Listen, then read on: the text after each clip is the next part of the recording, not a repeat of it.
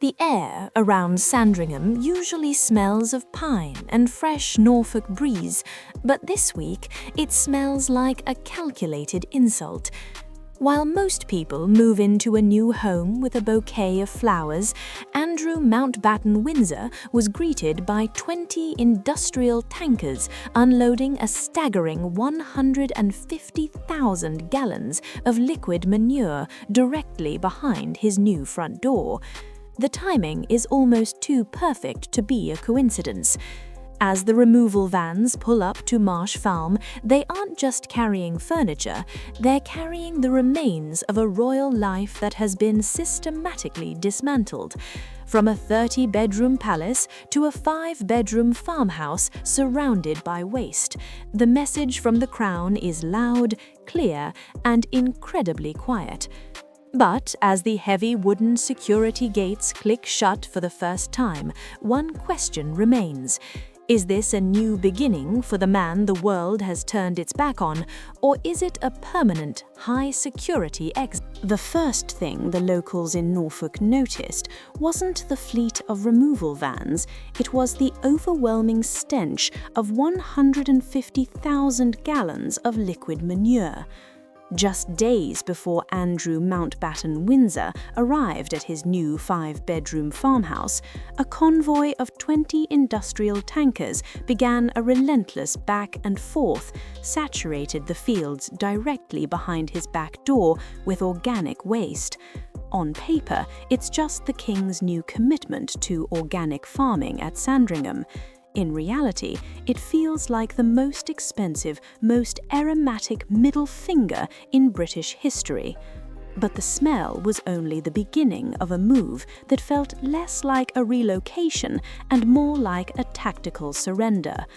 As the gates to Marsh Farm swung open, eyewitnesses spotted something that didn't fit the modest farmhouse narrative. Gander and White vans, the world-renowned experts in transporting priceless fine art, were seen unloading massive, mysterious crates. This wasn't just furniture, these were the crown jewels of a private collection being salvaged from the ruins of Royal Lodge. Yet, as the gold-framed portraits were carried inside, a much darker reality was being installed outside. Massive, permanent wooden security gates were bolted into place, turning a quiet country home into a high-tech fortress. It's a level of protection usually reserved for heads of state, not a man who has been stripped of every official title he ever held. Why the sudden rush for maximum security in a sleepy village? The answer lies in what was delivered next. A massive white mobile home tucked away in the old stable block, designed to house a security team that is no longer allowed to step foot inside the main house. But as Andrew settles into this cramped 5-bedroom exile, he's realizing that some things simply won't fit through the door, including a collection that once defined his entire personality, and the one item he refused to leave behind would end up telling the most heartbreaking story of all. While the gold-framed portraits were being carried into the house, a much darker reality was being installed outside. Andrew Mountbatten-Windsor is finding out the hard way that a 5-bedroom farmhouse doesn't just mean less space. It means a total loss of the royal bubble he spent 60 years building. At Royal Lodge, he had 30 rooms to hide his secrets. At Marsh Farm, he's so cramped that he's had to move his own security team into a literal trailer in the garden. Imagine the humiliation.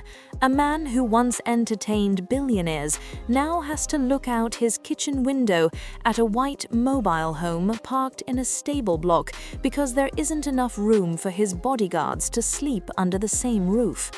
But the shoebox house wasn't even the most brutal part of the move.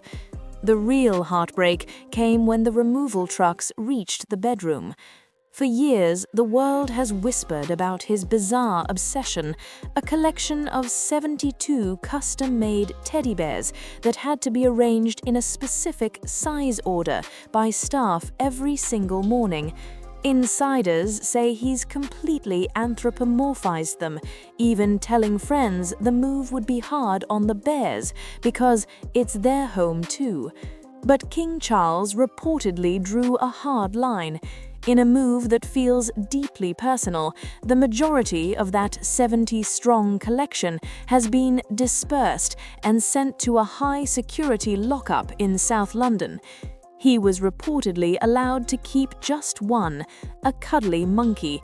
It sounds trivial, but to a man who has lost his titles, his military honors, and his dignity, those bears were his last emotional crutch.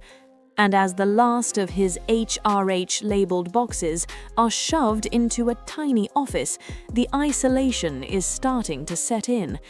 He's now spending his days on solo dog walks, trailed by guards who are forced to live in a backyard shed, while the world watches 3.5 million pages of the Epstein Files for his name to drop. But just as he thought he was settling into this quiet Norfolk exile, a sudden, high-stakes intervention from the palace changed everything.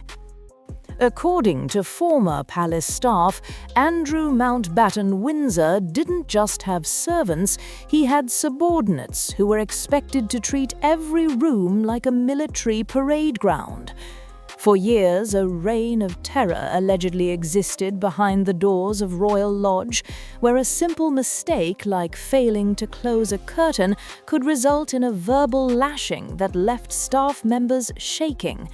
One former equerry recalled how Andrew would bark his favorite catchphrase, "Do it," at anyone within earshot, treating royal aides like low-ranking soldiers. But in 2026, the tables have turned so drastically that the very people he once looked down upon are now leading a full-blown servant revolt. As he moved into Marsh Farm, the King's estate managers gave staff a choice they've never had before: the right to refuse. A long list of royal employees has reportedly said no thanks to working for the man they now describe as a total pariah. It's an unprecedented mutiny that has left him with a skeleton crew of just 2 people, a chef and a valet. To a man who once demanded a maid climb 4 flights of stairs just to open his curtains while he stayed in bed, being forced to slum it with only 2 servants is a psychological blow he wasn't prepared for. And the rules have changed inside the house too. While he reportedly insists that his remaining staff still address him as Sir, the palace has made it clear that the old HRH protocols are dead. No more bows, no more curtsies, and absolutely no more royal treatment. He's even been hit with a bizarre ironclad rule for living on the Sandringham estate. He is strictly forbidden from owning a cat. It sounds minor, but on an estate where the late Queen's rules still haunt the hallways, it's a constant reminder that he is no longer the master of his own domain. But as he paces the floors of his 5-bedroom exile, it's not the lack of servants that's keeping him up at night. It's the silence of his former protection officers. For decades, these men were his shadows, traveling with him to Epstein's private island and the infamous townhouse in New York.